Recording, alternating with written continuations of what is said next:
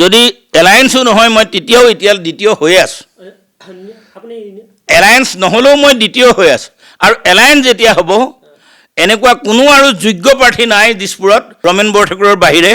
যে দিছপুৰত ৰমেন বৰঠাকুৰক এলায়েন্সলৈ হৰাই দিব পৰা আৰু ৰমেন বৰঠাকুৰতকৈ শ্ৰেষ্ঠতম প্ৰাৰ্থী কোনো নাই জালুকবাৰীত নিৰ্বাচন খেলিবলৈ মানুহ নাছিল কংগ্ৰেছ দলত আজি যদি কোনোবা যদি বাঘিনী আছে তেনেকুৱা বাঘিনী মানুহক পঠাই দিব লাগে জালুকবাৰীত নিৰ্বাচন খেলিবলৈ যদি কংগ্ৰেছ দলত কোনোবা বাঘিনী আছে তেনেকুৱা বাঘিনীক জালুকবাৰীত নিৰ্বাচন খেলিবলৈ পঠাই দিব লাগে মানে পৰাজয়ৰ ৰেকৰ্ড গঢ়াৰ পাছত বাৰ বাৰ কাপোৰ সলালেই চোলা সলালে ঘাটো ভাল হৈ নাযায় 2021 চনৰ বিধানসভা নিৰ্বাচনত মই 18 মাৰ্চত নমিনেশ্যন পত্ৰ দাখিল কৰিছিলোঁ 19 মাৰ্চৰ পৰা 2021 চনৰ মোৰ নমিনেশ্যন পত্ৰ উঠাই ল'বৰ কাৰণে বাৰ বাৰ প্ৰস্তাৱ আহিছিল প্ৰলোভন আহিছিল বিজেপিৰ পৰা প্ৰলোভন আহিছিল বিজেপিৰ ৰাজ্যিক উপসভাপতিৰ পদ দিছিল বিজেপিৰ ৰাজ্যসভাৰ সদস্যৰ পদ কৈছিল কোটি কোটি টকাৰ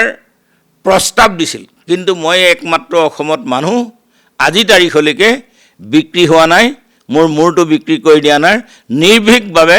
ৰাইজৰ সমাজৰ কাম কৰি আছোঁ বিচাৰ বিবেচনা ৰাইজৰ গতিকে মোৰ পৰিচয়টো কেৱল ৰাজনীতিবিদ নহয় আৰু ৰাজনীতিবিদ হিচাপেও মই যিখিনি কাম কৰিছোঁ মোক কোনো দলে অগ্ৰাহ্য কৰিব নোৱাৰে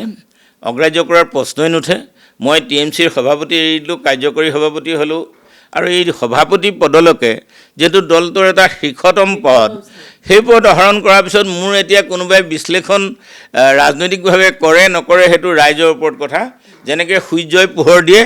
সূৰ্যই পোহৰ দিওঁতে কাকো নুসুধে আমিও কাম কৰি যাওঁতে কাকো সোধা নাই আমাৰ কাম কোনোবাই ভাল পায় বেয়া পায় সকলোতে আমি আছোঁ 1,30,000 পাহাৰ অঞ্চলত 1,30,000 মানুহক উচ্ছেদ কৰাৰ যিটো ভীতিগ্ৰস্ততা দিছে গুৱাহাটীত গতিকে সেই ক্ষেত্ৰত মই একদম পৰিষ্কাৰ কৰি দিছোঁ যে এই মানুহবোৰক উচ্ছেদ কৰাৰ আগতে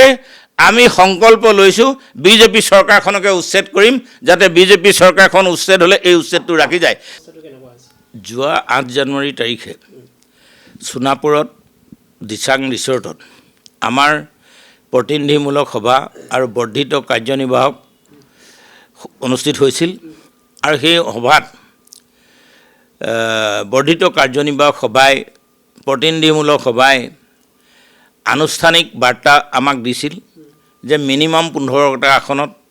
যদি আমাৰ কংগ্ৰেছৰ লগত আলোচনা হয় বা বিৰোধী মিত্ৰজোঁট হয় তেতিয়াহ'লে আমি আলোচনাত থাকিব পাৰিম আৰু আলোচনা হ'ব সেয়েহে আমি ইতিমধ্যে 15টা সিটৰ কথা কৈছোঁ এই সন্দৰ্ভত আলোচনা কৰিবৰ কাৰণে 6জনীয়া কমিটি গঠন কৰিছে এই সভাতে 6জনীয়া কমিটি কৰিছে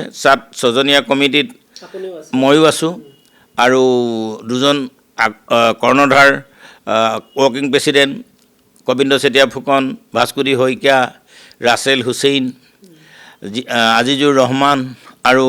লক্ষ্যজ্যোতি গগৈ যুৱ প্ৰতিনিধি আছে গতিকে আমি আশা ৰাখিছোঁ গৌৰৱ গগৈ ডাঙৰীয়াও কৈছে বিৰোধী সন্মিলিত মৰ্চা হ'ব আমিও হ'ব আৰু আমাৰ ৰাইজেও অৰ্থাৎ আমাৰ যিখন প্ৰতিনিধিমূলক সভা যিখন বৰ্ধিত কাৰ্যনিৰ্বাহক সেইখনো এটা ডেডলাইন বান্ধি দিছে আৰু গৌৰৱ গগৈ ডাঙৰীয়াও কোৱা দেখিছোঁ যে 31 জানুৱাৰীৰ ভিতৰত তেওঁলোকে প্ৰাৰ্থীৰ ঘোষণা কৰিব আমি পজিটিভ আজি তাৰিখত আমি মিত্ৰতাত নাথাকোঁ বুলি কোৱা নাই যে যিহেতু দলে 44খন আসনত খেলিবলৈও ঠিক কৰি ৰাখিছে মিত্ৰতা মানে পৰস্পৰৰ বুজাবুজি আৰু পৰস্পৰৰ প্ৰতি দেখুওৱা এটা সন্মান যদিও এটা বিগ ব্ৰাদাৰ শব্দ বুলি কোৱা হয় আসলতে বিগ ব্ৰাদাৰ সংখ্যাৰ ক্ষেত্ৰত বিগ ব্ৰাদাৰ জ্যেষ্ঠতাৰ ক্ষেত্ৰত বিগ ব্ৰাদাৰ নহয়